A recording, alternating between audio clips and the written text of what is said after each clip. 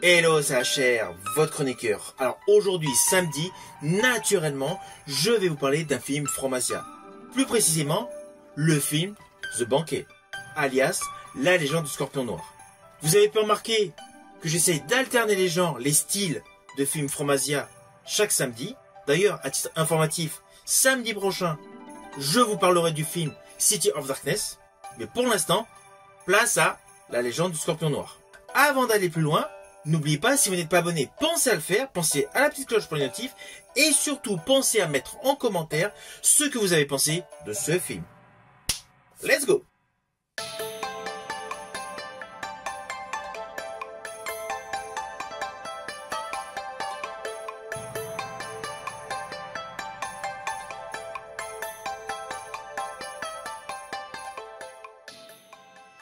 Alors ce film The Banquet est sorti en France avec le titre La Légende du Scorpion Noir en 2006. Il fut réalisé par Feng Xiaogang et s'inscrit dans la pure tradition des films wuxia, mais wuxia lyrique. On est vraiment dans le même style, dans le même registre que Tigre et Dragon. Et l'histoire est extrêmement touchante, internationale. Pourquoi? Parce qu'il s'agit tout simplement d'une adaptation de l'œuvre de Shakespeare, Hamlet. D'ailleurs, voici le pitch.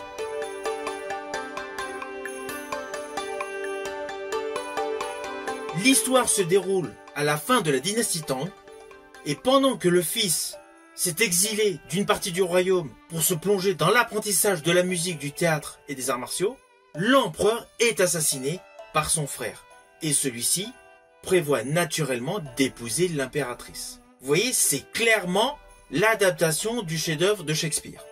Avec naturellement un retour du fils qui va tout de suite comprendre que son père a été assassiné par son oncle. Alors malgré que l'histoire est connue de tout le monde, l'interprétation est différente. Toutes les lignes scénaristiques ont été modifiées, ont été réécrites naturellement, déjà avec des personnages différents, mais il n'y a pas le côté théâtral.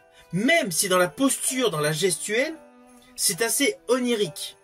Le film, en moins de 3 heures, boucle totalement l'histoire. Alors pourquoi le titre à l'international s'appelle Le Banquet? Tout simplement en référence à la scène finale qui se déroule à un fameux banquet. Mais avant d'arriver à ce final, beaucoup d'événements se déroulent. Avec quelques modifications, naturellement, par rapport à la tragédie de Shakespeare. Alors perso, ce que j'ai particulièrement aimé, c'est la couleur.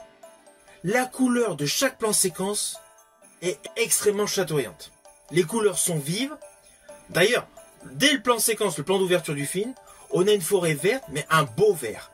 Et c'est ainsi du début jusqu'à la fin. Les rouges sont éclatants, les costumes resplendissent totalement, au cœur d'une histoire ténébreuse. C'est ça ce qui est beau, le contraste. Le réalisateur a réellement voulu faire une innovation par rapport au déroulé de l'histoire. Toute la colorimétrie du film est extrêmement belle. Ce film est extrêmement magnifique sur le plan visuel. Alors oui, il y a l'effet théâtral, je pense notamment avec la scène d'ouverture, avec le fils de l'empereur, avec les masques, voilà, qui font des gestes très lents, ils se font agresser, et même dans les postures de combat, il y a beaucoup de ralentis, de manière à rendre le film comme un ballet. Beaucoup de séquences de ce film s'apparentent davantage à un ballet. Ce détail peut laisser perplexe, mais cela colle parfaitement avec l'ambiance de ce film. Alors oui, dans les scènes de combat, c'est évident, il y a le principe des câbles comme dans tous les films wuxia. Mais les combats ont beaucoup de ralentis. Alors au début, cela surprend, mais plus on avance dans le film, plus en fait on s'aperçoit qu'on est dans la dimension de Tigre et Dragon, mais avec une posture beaucoup plus théâtrale, beaucoup plus mélancolique, beaucoup plus onirique. Et d'ailleurs, dans le casting, nous retrouvons une actrice de Tigre et Dragon, Zhang Ziyi, qui dans ce film joue l'impératrice, et qui avait l'un des rôles importants de Tigre et Dragon.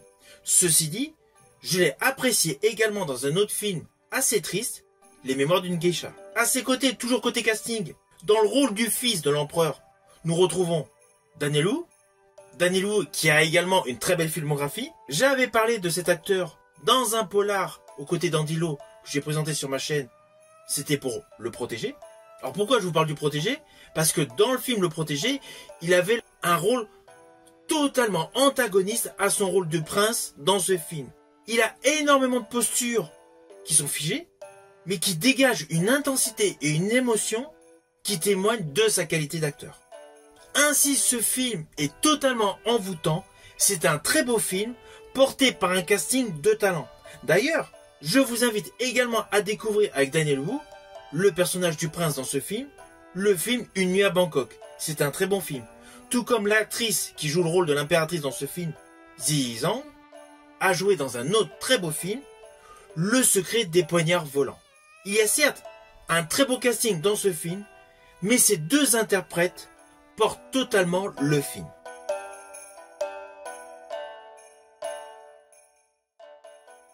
Je rajouterai que ce film est une véritable pépite de 2006. Alors au final, naturellement, c'est un film que je vous invite à découvrir. Visuellement, il est extrêmement beau, l'esthétique est sublime. C'est une production chinoise de très bonne qualité. Il est disponible par le biais de supports physiques via DVD ou Blu-ray, mais vous pouvez également le trouver en VOD.